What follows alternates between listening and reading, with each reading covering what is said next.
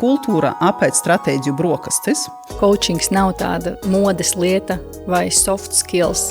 Tas ir katra mūsdienu konkurēt spējīga uzņēmuma pamatakmens. Tā varētu būt viena no frāzēm, kā tu to vari nesaprast, tas taču tikai loģiski. Mēs neļaujam pašiem cilvēkiem domāt, tātad neļaujam arī attīstīties, jo mēs kaut kur neticam viņu spējām. Vai coachinga kultūru var iemācīties?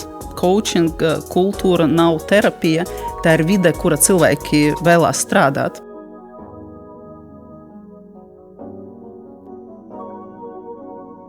Tu klausies podcastu Coachings bez filtra, kas tapis ar ICF Starptautiskas coachinga federācijas atbalstu. Sarunas, kas liek domāt, just un mainīties. Mēs runājam par cilvēka izaugsmi, drosmi paskatīties sevi un coachinga spēku, kas palīdz iet cauri pārmaiņām. Gan pašam, gan komandām, gan organizācijām. Es esmu Natāļa Arbeitere, profesionāls coach un mentors, šodienas sarunu vadītāja, kurai patīk uzdot jautājumus, meklēt jaunus skatu punktus un radīt sarunas, kas tiešām maina. Mūsdienas mēs ļoti daudz laika pavadam darba un ir ārkārtīgi svarīgi, kāda ir organizācija, ko esam izvēlējušies mūsu konkrētajā dzīves posmā. Pīters Drakeris teica, kultūra apēd stratēģiju brokastis. Tieši tāpēc mūsu šodienas tēma ir coachinga kultūra organizācija. Un mūsu viesi ir Anta Poiša, certificēts strateģisko pārmaiņu vadības coach un auditore, kuri ir dziļa pieredze darbā ar organizāciju attīstību un cilvēku potenciāla atveršanu. Anna skatījums vienmēr ir gan praktisks, gan ļoti cilvēcīgs. Sveika, Anta! Sveiki visiem skatītājiem un klausītājiem. Un Laura Vanaga, LVRTC, talantu medniece, karjeras un līderības coach, Publiskas runas institūta oratore līdzdibinātāja un motivīra kopienas vadītāja Latvijā. Laura saviem klientiem palīdz ieraudzīt viņu talantus un iedrošina pārmaiņām. Uzsākt šo sarunu es gribētu ar pārdomām, kā coachings ienāk organizācijā. Klasiskais ceļš parasti sākās ar augstākā līmeņa vadītājiem. Vadītāji, kas pēc savas būtības ir ļoti vientuļi savā amata, un kad tiem ir vajadzīgs atbalsts, viņu dzīve ienāk coach. Tas ir individuālais coachings, tas ir ļoti plaši sastopams, un par to mums šodien jautājumu nav. Tad vadītājs, augot sava līderība, sāk runāt, uzvesties un rīkoties savādāk. Viņš ir apzināts, viņš uzticās saviem darbiniekiem, un mēs varam novērot coachingu kā vadības stilu. Vadītājs kļūst par coachingu savai komandai, saviem darbiniekiem, un fokus no procesiem pārvirzās uz personību. Un tad nākamais solis ir coachinga kultūras ieviešana organizācijā. Un tad sākam ar pašu pamatu. Kā jūs viena teikuma varētu definēt, kas ir coachinga kultūra organizācijā? Paldies, Natāļa. Coachinga kultūra organizācijā ir psiholoģiski droša vide, kurā ir integrēta vadītāju spēja praktizēt coachingu, ieinteresētība, coachings HR procesos un coachings komandas darbā. Es varētu piebilst, ka tā ir darba vide, kurā cilvēki viens otru papildina un virzās uz vienotu mērķi. Bieži ir tā, lai labāk saprastu, kas ir coachinga kultūra, mēs varētu izpētīt, kas nav coachinga kultūra. Kad nav coachinga kultūra, tā statistiski droši vien ir visbiežāk novērojama situācija. Un nereti šādās organizācijās, kur nav coachinga kultūras vai pavisam nav coachinga kultūras, ir novērojams mikromanagements, kāda klusā informācija, nevēlēšanās dalīties un neusticēšanās. Es varētu piebilst, ka tā ir komunikācijas trūkums, kur dažreiz struktūrienības savā starpā nekomunicē un nenodod informāciju svarīgu. Ja mēs runājam par komunikācijas līmeni, kādas varētu būt frāzes, kas liecina, ka šeit nav coachinga kultūras? Tā varētu būt viena no frāzēm, kā tu to vari nesaprast, tas taču tikai loģiski. Mēs vienmēr tā esam darījuši. Jā. Pretēji tam, ka mēs uzdodam jautājumus, mēs dodam norādes. Un šīs norādes mēs dodam gan viens uz viens tikšanās laikā, gan arī sanāksmēs. Es teiktu, ka tās pretējā situācija ir, ka mēs neļaujam pašiem cilvēkiem domāt, tātad neļaujam arī attīstīties, jo mēs kaut kur neticam viņu spējām. šī ir tā pretējā situācija. Mūsdienas mēs bieži runājam par sarkaniem karogiem. Tas ir signāli, kas liecina, ka kaut kas nav kārtība. Arī organizācija konteksta ir savi sarkanie karogi, kas liecina, ka šai organizācijai nav coachinga kultūra.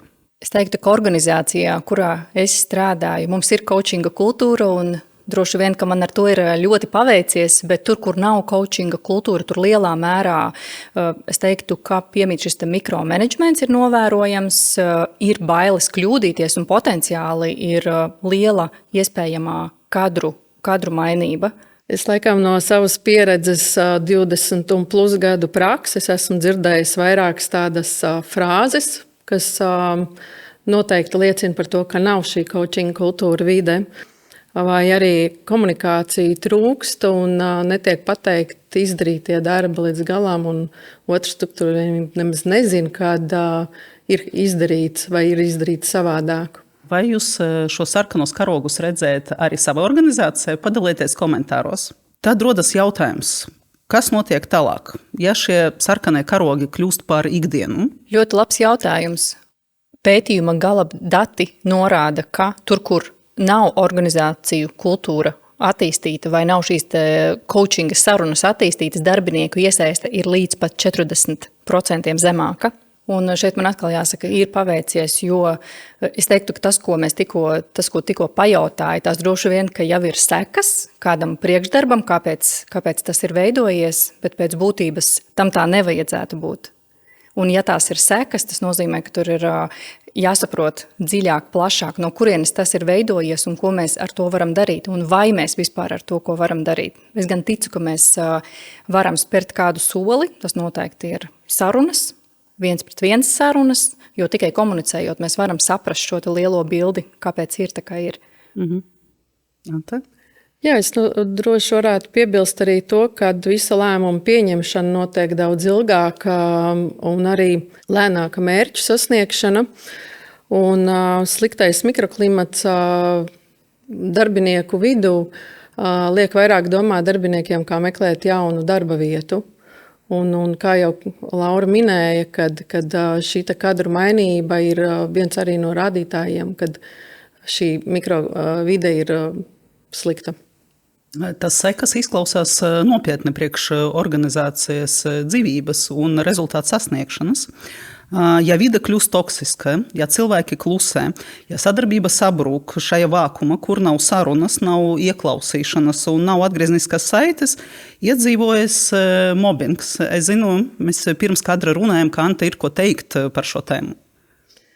Jā, es varētu pieminēt dažādus tādus piedzīvotus mirkļus gan pašai savā karjeras dzīvē, kā auditoram esot, gan arī vispār piedzīvojot to kā vadītājai, kurai bija komanda no 7 cilvēkiem. Un šis mobbings izpaužās dažādos veidos. Pirmkārtām jau var nedot informāciju. Var nerunāt, piemēram, pusgadu kolēģis var nesasveicināties un iet garām tā kā nepazīstamam cilvēkam. Izklausās neticami. Jā, bet tā notiek. Kādas varētu būt sekas uzņēmumam no šīs vides? Uzņēmums jau zaudē labus darbiniekus. Tiešām, kas strādā, kas izpilda, kuriem ir svarīgs termiņš, kuri ir profesionāli, zaudē cilvēkus un arī savus resursus, finanšu resursus, jo zaudējot cilvēkus ir kadru mainība. Līdz ar to katru darbinieku ievedot uzņēmumā, parādot viņam viņa pienākumus, un kamēr viņš vispār saprot, par ko ir runa, īpaši, ja tas ir liels uzņēmums ar lieliem procesiem, tad tas var aiziet pat gadu, kamēr viņš apgūst un iejūtās šajā savā lomā. Kā coachinga kultūra to var atrisināt? Coachinga kultūra ir tāds kopums, es teiktu, tas ir domāšanas veids, kas sākās ar vadītāju. Vadītājs tic coachingam kā instrumentam, organizē, praktizē šīs 1-uz-1 sarunas un tādu vidi, kur var uzticēties, kur var uzdot jautājumus. Un šī ir arī tādās kļūdīšanās iespējama vide. Es drīkstu kļūdīties, un tas ir ok, tā ir iespēja mācīties no kļūdām. Papildinot Antas piemērus par mobbingu, Laura? Harvard Business Review pētījums norāda, ka coachinga vadības stils samazina šīs toksiskās vadības stilu līdz pat 70%, jo palielinās šis caurspīdīgums, atklātība, atvērtība. Vai coachinga kultūru var iemācīties? Es domāju, ka tas drīzāk ir tāds praktisks veids, kā dzīvot ar šo kultūru un vidi. Jo coachings ir par domāšanas veidu, par to, kā mainās domāšana, un tas paliek jau par ikdienu, ka tu savādāk vairs nemaz nemāki. Paldies! Mēs esam šeit 3 praktiķis ar ļoti lielu pieredzi un bagāžu, un es arī gribētu paņemt reālas situācijas un apskatīties, kā tad izpaustos coachinga kultūra organizācija un kā rīkotos coachi. Paņemsim Antes aprakstīto situāciju, kad viens komandas loceklis tiek sistematiski atstāts ārpus informācijas aprites vai neformālām sarunām. Atbildes nenāk laika, viņš netiek uzaicināts uz sapulcēm, viņa idejas tiek ignorētas. Kas pēc jūsu pieredzes notiek šādās situācijās? Kāpēc tā komandas izolēšana rodās un kas ir risks, ja to laicīgi neaptur? Es domāju, ka risks šeit ir ļoti augsts tādā izpratnē, ka, ja cilvēkiem nav komunikācija, ja viņš tiek ignorēts ar viņa idejām, priekšlikumiem, risināt kaut kādas lietas, kad viņš novēršās un nerunās vispār vairāk. Un viņš vienkārši vēl laiku aizies uz citu darba vidi. Ka var zaudēt speciālistu. Var zaudēt speciālistu, jā. Un uzņēmums jau pats zaudē vērtīgu darbinieku, kas ir profesionāls savā jomā, un līdz ar to tas ir atkal patērēts laiks, lai atrastu jaunu cilvēku. Un tur nemainīsies tā situācija, kamēr šī vadības domāšana nemainīsies, kamēr nemainīsies pieeja uz darbinieku, uz darbinieka potenciālu, talantu, profesionalitāti. Ja? Un, ja vadība spēj mainīt šo vidi uz coachinga pieeju, tad viņš daudz ātrāk sasniegs gan finanšu rezultātus, gan mērķus savus izvirzītos. Ja? Bet šī vide, kas ir toksiska, jau izveidojusies, tur var mainīties tikai kadri, bet tā situācija pat pa sevi nemainīsies. Būs nākamais cilvēks, kuru gribēs mobbingot vai kaut kā izdarīt, ja? lai nevirzītos uz mērķiem. Laura, ko darīt vadītājs ar coachinga prasmēm šāda situācija? Ir vairākas lietas, ko noteikti var darīt un vajag darīt. Ja ļoti praktiski pirmais būtu ieviest tādu iknedēļas 1-pret-1 tikšanos, kaut vai pat ja tās ir 15 minūtes, ir pietiekami normalizēt kļūdu analīzi, par tām atklāti runāt un sniedzot atgriezenisko saiti, runāt par faktiem, nevis par personību, neaizskarot otru cilvēku. Jo tā kļūda vai tas risks, kas pastāv, ir tas, ka ja gadījumā ir tā, ka cilvēka personību aizskar, sākās psiholoģiskā nedrošība, neusticēšanās, bailes izteikties, no tā ir izrietošās sekas. Paņemsim vēl vienu situāciju. Mikromanagements. Situācija, kad vadītājs kontrolē katru sīkumu, pieprasa nepārtrauktas atskaites, pāraksta jau padarīto darbu, neļauj pieņemt pat mazākus lēmumus. Kāpēc mikromanagements ir tik izplatīts un kas patiesībā notiek ar komandu, kad vadītājs tā rīkojas? Par mikromanagementu patiesībā ļoti vienkārši. Esmu praksē novērojusi, ka bieži vien frāzi dzirdu, ka ja es pats nokontrolēšu vai pats izdarīšu, būs taču vieglāk. Kāpēc? Jo es zinu vislabāk. Kur tad ir tas risks? Risks ir, ka es uzņemos par daudz un es varu izdegt, ja man ir pārāk daudz šo te pienākumu. Tātad tas nav risinājums. Risinājums ir deleģēt. Tas ir par mikromanagementu runājot. Tur ir vienkārši jāieskatās pašam sevi vadītājiem. Kāpēc? Būtu labi uzdot pašam sev jautājumu, vai arī ideāli, ja kočs to var uzdot. Kāpēc man ir svarīgi turpināt šo te vadības stilu? Vai es pats jūtos par kaut ko nedrošs? Vai kas mani pašu satrauc? Vai kas man ir svarīgi? Būtiski... Tas jau tādi konkrēti coachinga jautājumi. Es teiktu, ka jā. Un te arī varbūt atbild uz to, kāpēc vispār kočs ir organizācijai nozīmīgs. Tāpēc, ka caur coachinga jautājumiem vai tu vari paškočoties, vai arī ideālā variantā ar koča palīdzību atbildēt uz šiem jautājumiem, kas ir fundamentāli. Vēl viens piemērs. Sarkasms vadības sapulcēs. Piemēram, padotais piedāvā ideju un vadītais komentē brīnišķīgi, vēl viens ģeniāls plāns. Formāli tas ir humors, bet nevienam nav smieklīgi. Un kas patiesībā slēpjas aiz šī sarkasma un kā tas ietekmē komandas psiholoģisko drošību? Es varbūt šeit varētu pieminēt to, ka sarkasms sapulcēs ir novērots. Un šis sarkasms noniecina cilvēka vēlmi darboties, līdzdarboties, risināt vai nu problēmu, vai nu radīt jaunu ideju. Un nākamā reizē vienkārši šis cilvēks neatvērsies un neteiks neko, jo viņš būs sadzirdējis to sarkasmu. Jo it kā joks, bet tas vienreiz, otrais krājās cilvēkam, un viņš pēc tam arī pat nevēlēsies uz tām sapulcēm iet. Ja vadītājs pats nepamana, ka sarkasms grauj kultūru, kā viņam to atspoguļot coachinga veidā? Es domāju, ka te varētu ļoti labi noderēt atvērtie jautājumi, kā tas tavai komandai palīdz. Varbūt vēl ir dažādi no situācijas tie jautājumi, ko varētu atvērtos jautājumus uzdot, atspoguļojot šo situāciju. Visas 3 situācijas, ko mēs esam apskatījušas, viņas sastopamas ikdienas uzņēmumu darba vidē, un tas visas 3 situācijas ļoti dārgi izmaksā katram uzņēmumam. Bet, ja mēs paskatāmies globāli uz coachinga kultūru, kādi ir ieguvumi organizācijai un kāpēc katrai organizācijai būtu vajadzīgs savs coach? Tāpēc, ka pirmkārt tas uzlabo darbinieku iesaisti.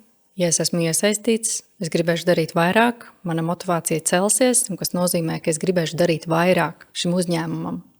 Tāpat es gribēšu vairāk komunicēt ar savu vadītāju, izteikt savas idejas, arī realizēt tās. Tā būs pilnīgi cita līmeņa motivācija. Es varētu vēl arī pievienot vēl izmaksu un resursu ietaupījumu, jo coachings palīdz ātrāk atrast risinājumus, ātrāk problēmas atrisināt, gan arī ātrāk saprast, kuru jaunas idejas, kā viņas attīstīt, ģenerēt.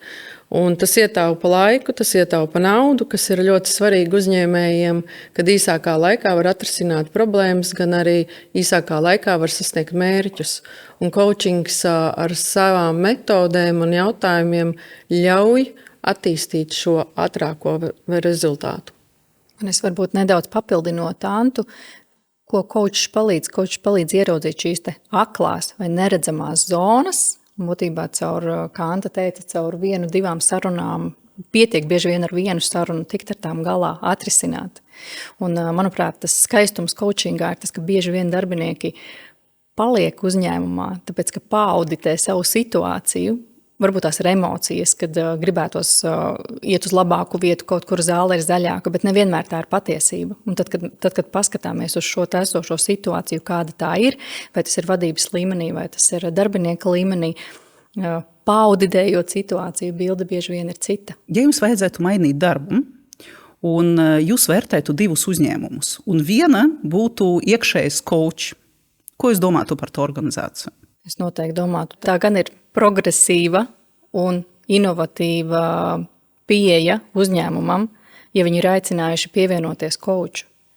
Tas ir tā kā nākamais līmenis. Jā, es domāju, ka es varētu piebilst, kad, ja ir uzņēmumā coach, es zinu, ka tur iet uz mērķi un komanda ir daudz saliedētāka. Tagad mēs atkal varam iet pavisam praktiski. Ja organizācija nolemj, mēs gribam coachinga kultūru, ar ko sākt? Ko vadītāji var darīt jau rīt bez lieliem budžetiem, bez lielas revolūcijas? Pirmkārt, ja mēs runājam par iekšējā coacha esamību organizācijā, manuprāt, tas jau ir liels un ļoti tāds skaists solis, bet, ja gadījumā organizācija to nevar atļauties, tad iespējams tie ir ārējie resursi, ārējais coach vai konsultants, ar kuru veikt šo te auditu. Tas būtu tāds kultūras audits, komunikāciju audits, lai saprastu, kas tas ir. Tad saprast, cik mēs bieži runājam, vispār kā mēs runājam un cik bieži runājam ar saviem darbiniekiem, jo tam ir ļoti liela nozīme šai atklātajai komunikācijai un kā mēs sniedzam atgriezenisko saiti. Jo organizācijā, kur ir spēcīga šī atgriezeniskās saites kultūra, cilvēki būs drošāki, brīvāki komunicēt un nebaidīsies runāt arī par neērtām lietām. Runājot par globāliem ieguvumiem no coachinga organizācijas, globāla līmeni? Kas ir tas, ko organizācija iegūst, ja pie viņas ir coach? Lielāku darbinieku iesaisti, mazāku darbinieku rotāciju, un trešais, ko es noteikti vēlos pieminēt, par kuru bieži vien mēs neaizdomājamies, ir reputācija. Tātad es esmu strādājusi uzņēmumā, kur ir šī te coachinga kultūra, regulāra atgriezeniskā saite, uzticēšanās, un šī te ir uzņēmuma reputācija, ka darbinieks aiznes šo ziņu tālāk. Es gribēju piebilst. Pie globāliem iegūmiem. Es varētu vēl piebilst to, ka ir ļoti svarīgi procesa efektivitāte un resursa efektivitāte. Manā pieredzē, strādājot ar vairāk kārtīgi ar vadītājiem, komandu vadītājiem, 3 mēnešu laikā rezultāti uzlabojās par 7%, kas jau parāda, ka daudz efektīvāk iet uz mērķi, uz rezultātu palielināšanu. Mazliet piebilstot vēl pie šī jautājuma, gribētu teikt, ka, kā minēju iepriekš, man ir paveicies ar organizāciju, kurā ir šī te coachinga kultūra, lai gan lēnām, bet tā tiek ieviesta, un mēs praktizējam šo coachinga kultūru, un arī vadītāji, un tieši arī mūsu personāldaļas vadītāji, viņi ir ieinteresēta šo coachinga kultūru nest ne tikai mūsu daļā, bet arī visā organizācijā, un atbalsta sistēmisko pieeju, kas, manuprāt, arī iet ļoti kopā roku rokā ar coachingu kā tādu, kas nozīmē, ka visā personāla daļā HR ir šīs te sistēmiskā domāšana, kas veicina domāt plašāk un virzīties uz to, lai būtu gandarīti darbinieki, spēcīgi līderi un eksperti, kur vēlās attīstīties. Tu minēji personāla daļu, kas ir ieinteresēta, lai būtu uzņēmuma coachinga kultūra. Kuram vajadzētu būt ieinteresētam, lai uzņēmuma būtu coachinga kultūra? Pirmkārt, tie ir vadītāji. Viss sākās ar vadītājiem un viņu spēju aiznest tālāk šo te ziņu, kas ir coachings, kāpēc vajadzīgs coachings, un ne tik bieži lietojot šo vārdu, bet vairāk redzot coachingu kā darbības vārdu, redzot to darbībā. Un, kad tas ir kad vadītājs apzinās, kas ir šīs te iespējas, ko var sasniegt caur coachingu, tad arī darbinieki to noteikti jutīs, bet tas sākums ir no vadītājiem, un tas eskalējās uz leju organizācijā. Tad vadītāji varētu sākt komunikāciju ar atvērtiem jautājumiem un radīt drošu vidi saviem darbiniekiem. Kā arī vēl viens svarīgs aspekts ir sapulces vadīšana uz mērķi, kur bieži sapulcēs aizrunājās par citām tēmām vai viens otru jau sāk pārmetums izteikt, kad nav kaut kādu termiņu tur ievērojuši. Tad sapulču vadīšana uz mērķi ļauj atgriezt atpakaļ visus aizrunājošos uz pašu galveno svarīgāko, ko sapulcē grib atrisināt. Skatītāji, uzrakstiet mums lūdzu komentāros, kā jūsu uzņēmumos ir ar sapulcēm, cik garas tas ir, cik efektīvas tas ir un vai to skaitu varētu mazināt. Laura, un tas pats jautājums tev. Tad ar ko sākt, ja mēs gribam coachinga kultūru mūsu organizācijā? Es atkal atgriezīšos pie punkta, ka 1-uz-1 sarunas kā standarts, atgriezeniskā saite kā rutīna, droša atgriezeniskās saites sniegšana un coachinga pieeja arī sanāksmēs, kas nozīmē uzdodot jautājumus. Un, ja vadītājs saka, jā, es gribētu coachinga kultūru savā organizācijā, ko viņam vajadzētu darīt jau rīt? Pirmkārt, apsveikt sevi ar lēmumu, ka viņš vēlās to darīt. Tas ir ļoti liels solis, drosmīgs solis un, manuprāt, ļoti gudrs solis. Un saprast, atbildēt pašam sev uz jautājumu, kāpēc. Jā, ļoti vienkārši, kāpēc es vēlos šo te coachinga kultūru organizācijā, ko man tas nozīmē, ko man tas dos un kas tad notiks, kad man būs šī te coachinga kultūra organizācijā. Jo savā tādā praksē, iepriekšējā darba pieredzē, runājot ar dažādiem arī starptautiska līmeņa klientiem, esmu novērojis, ka nevienmēr organizācijas ir gatavas coachinga kultūrai. Viņas varbūt grib, bet vēl nav tā gatavība šajā brīdī. Tāpēc ļoti svarīgi ir atbildēt uz jautājumu, kāpēc. Ja mēs runājam par gatavību, organizācijas atrodas katra sava attīstības stadija.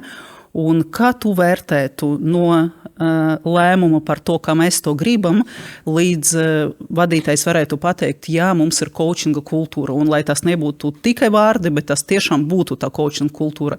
Cik garš ir ceļš, tas laika posms?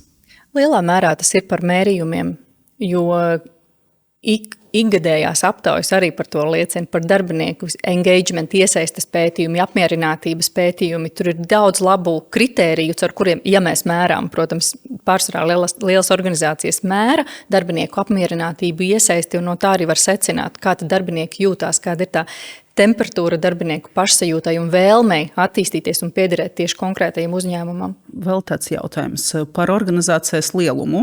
Vai ir noteikts darbinieku skaits, no kura ir vērts pieaicināt coachu, lai mainītu kultūru organizācijā? Domājot par manis pašas pieredzi strādājot ar dažādām organizācijām, arī tajās organizācijās, kur ir 30, 40 un plus cilvēki, ir vērts jau sākt domāt par coachinga kultūru, jo arī coachinga kultūru ir iespējams ieviest un praktizēt ļoti dažādos veidos. Tas var būt individuālā līmenī, tas var būt komandu līmenī, šie veidi ir ļoti dažādi.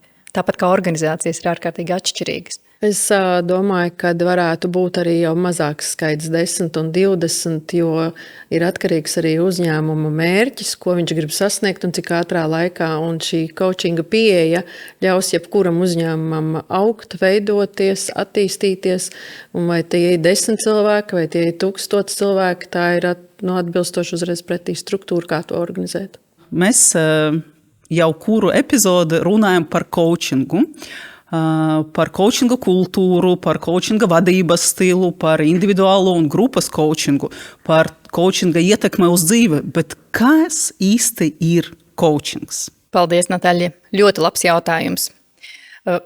Pirms vairākiem gadiem, kad mēs coachinga federācijā ļoti aktīvi veidojām diskusijas par to, kā tad veidot šo te reputāciju, kā tad izskaidrot, kas ir coachings, es atzīšos, tas nebija viegli. Tomēr man ir arī viens labs praktisks piemērs, kā es to esmu atrisinājusi savā darba pieredzē, strādājot lielā organizācijā LVRTC. Mēs esam ieviesuši coachinga kultūru ļoti sākotnēji, ļoti vienkāršā veidā visiem darbiniekiem vadot webinārus, skaidrojot, kas ir coachings. Un es arī uzdevu šo jautājumu, vai jūs zināt, kas ir coachings un vai jums ir priekšstats. Un priekšstats, protams, bija ļoti daudziem, bet kas ir tas pluss, kas ir tas skaistums, ka cilvēkiem mainījās izpratne caur šo te praktisko treniņu, izpratni, kas tas ir.